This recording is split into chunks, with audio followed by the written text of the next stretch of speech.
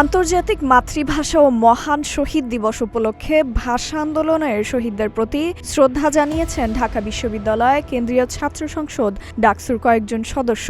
শুক্রবার মধ্যরাতে ২১ ফেব্রুয়ারির প্রথম প্রহরে কেন্দ্রীয় শহীদ মিনারে পুষ্পস্তবক অর্পণের মাধ্যমে শহীদদের স্মরণ করেন তারা।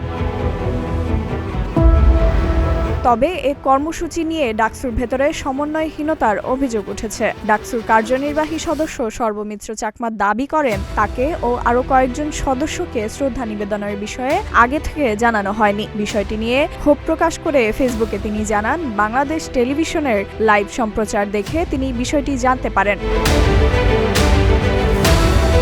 শুক্রবার ২০ ফেব্রুয়ারি দিবাগত রাত ১:১০০টার দিকে সামাজিক যোগাযোগ মাধ্যম ফেসবুকে নিজ অ্যাকাউন্টে দেওয়া এক পোস্টে ডাকসুর ভিপি সাদিক কায়েম, জিএসএসএম ফরহাদ, এজিএস মহিউদ্দিন খান এবং পরিবহন সম্পাদক আসিফ আবদুল্লাহ সহ কয়েকজন ছাত্র প্রতিনিধির শ্রদ্ধা নিবেদনের ছবি শেয়ার করেন সর্বমিত্র চাকমা। সেই ছবিটি বাংলাদেশ টেলিভিশনের লাইভ সম্প্রচার থেকে নেওয়া হয়েছে বলে ধারণা করা হচ্ছে। ছবির ক্যাপশনে সর্বমিত্র চাকমা লিখেন, হেমা চাকমা, ফাতেমা তাসনিম জুমা, সর্বমিত্র চাকমা, রাফিয়া, উম্মে সালমা এবং অন্যরা আমরা বাংলাদেশ টেলিভিশনের বদৌলতে জানলাম ডাকসু শহীদ মিনারে পুষ্পস্তবক অর্পণ করতে গিয়েছে। হা হা।